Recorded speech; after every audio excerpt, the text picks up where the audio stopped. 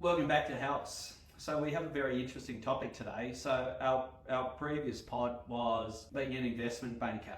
Is there an upside to being an investment banker? Yeah, there most certainly is. And so what we thought we'd do today is talk about the next phase of investment banking. And no one better to discuss that than Ali. So by the next phase, you mean you've been working in the industry 5-10 years, and I've been there 5 years. yes, Okay. I'm making big money. Okay. The firm, they love me. I'm a bit of their golden boy. But I think I can do things better myself okay, without them. I've done my spreadsheets. I've done all my calculations. So it basically, instead of me earning, say, a couple of 100K, I think I can skyrocket to 1.2 million a year. Yep. Because I don't have to share it all around with Yeah. everybody else. yep, understand.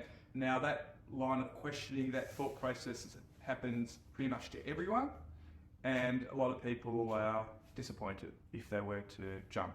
And the reason I say that, and I may sound like with Dr. Guilhem and the like, but the value of the firm, so you work for whichever firm it is, call it Macquarie, for example, because I work there, you're calling, hi, I'm Ben from Macquarie, that opens doors. Hi, I'm Ben from Company X, thank you very much, hang up. Yeah. Now, so it opens up a lot of doors, Yep. A. B, you've also got a lot of the big clients coming to you. Mm-hmm. Okay, big clients are not going to go to a one-man show, two-man show, whatever it is. They need a big balance sheet behind them. Gives them comfort. Most of the investment banks have balance sheets in excess of, in the billions. Yep. Literally, in the billions. So unless you've got $1 billion in your back pocket, which not many people do, you're going to struggle because they need that comfort. Okay, and they need that. Sorry. Yeah, but all my friends, they say to me, you're going to do great. Oh, you are just going to smash it. Yeah, you hear that all the time, and they say that because you're working for a big firm, you're earning 20% of the income that you generate. So why am I paying out 80% to the house or the firm? I could take it on myself. Yeah, great. As I said, unless you have the relationship with the client, and even when you do have the relationship with the client, but unless you have that strong relationship with the client, and you are 100%, and we've heard that before, 100% certain, they're going to move across. If somebody says to you that they're 100% certain, be warned. Be warned. There's only a couple times you're 100% certain. There's what, taxes and death. So you don't want either of them in this situation anyway. But 100% certain that the client is going to come across with you, think twice, because it's so difficult for a client, and there's so much risk involved for a client to move from a big firm that they've had relationships and had success with. Well, even if it's a public company, there's no way they're going to jump ship. Well, I can't. No, Exactly. of course I can't. But I'm saying even if it's smaller clients, call it mid-tier, whatever, really small clients, still, What's a small client to you? could be a business worth in the tens of millions. Right, tens of millions. As opposed to That's a hundreds lot of millions. money. Correct. Now, would a client of the tens of millions go to a 1 or 2 man show where your experience is very narrow in comparison to a firm that's got employees in the vicinity of 10,000, whatever it is, and they've got a lot of experience across the breadth of advice as opposed to you? Yeah, okay. Very doubtful.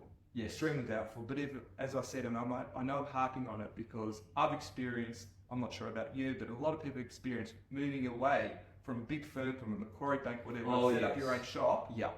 thinking you're going to get the same type of clientele. Very difficult, and It's a world of pain.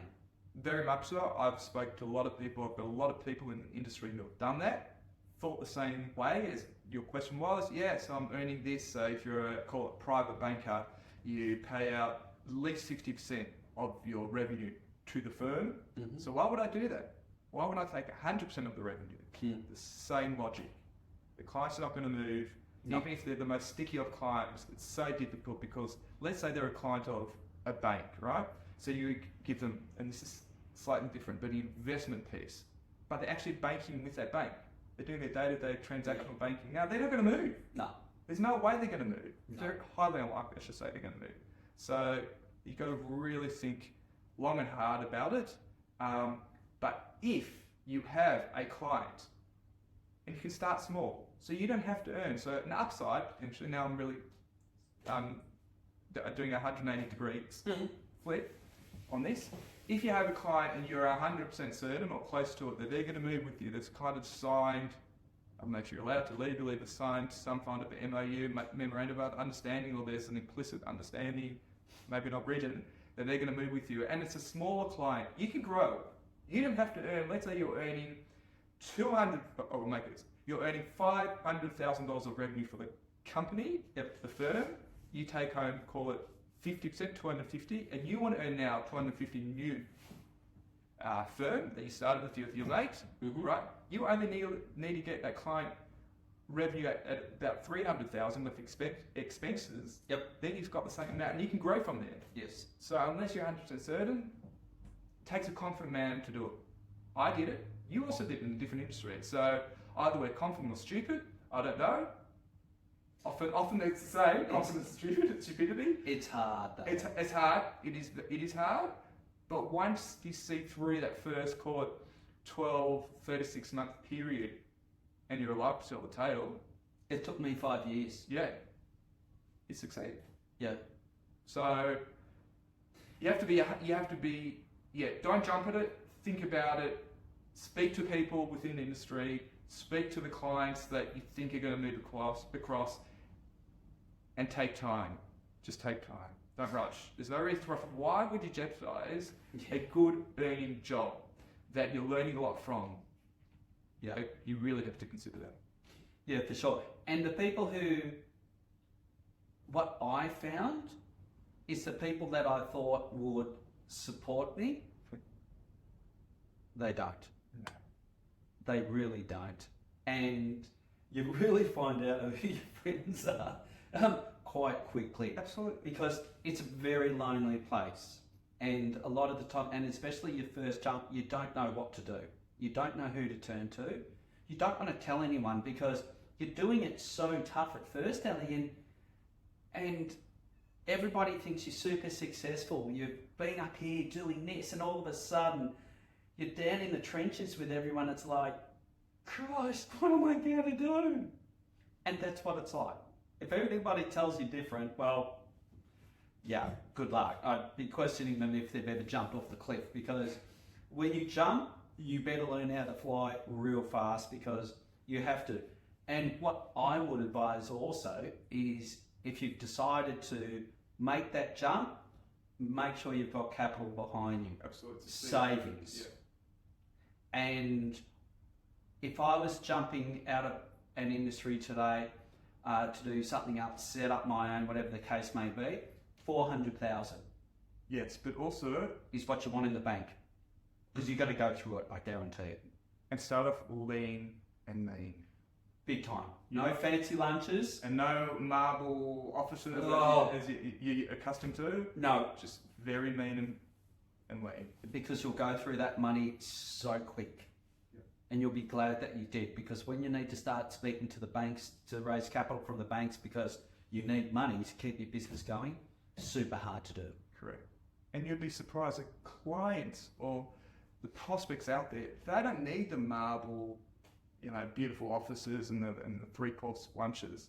They want the advice. Yeah, they want you. They want you, exactly. Yeah. So I know this whole perception, but yeah, reality is they want your advice. They're seeking advice from you, not. But it is impressive. It is. It is. Look at Macquarie in Melbourne. Absolutely. It's Youth like, officers. wow. Correct. It is impressive, yet they're coming to you for the advice, not coming to you for the or the nice coffee. Yeah, true.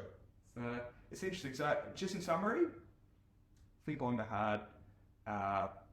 Just really trying to appreciate what the value of the firm is.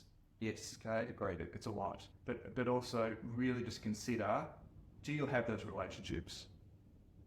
The first clients. Yeah. Very important. We hope you found that worthwhile your time to listen. We think it's very valuable. It is. We've both been there. So yeah. Here it is, has Ben called me the horse. Hear it from the horse's mouth. Yeah, exactly right. and have plenty of capital behind you because you're going to need it. Because yeah, You really will. in theory, it's all rosy and fantastic. But in Oh, reality, yeah. it's going to be difficult at the beginning. Yep. Perfect. Any comments, please leave them up there. We'll get back to you quickly. Don't forget to subscribe. Yeah, subscribe. Thank you. Just thumbs up. Hey. Enjoy, guys. Bye. Maybe I was too honest. No.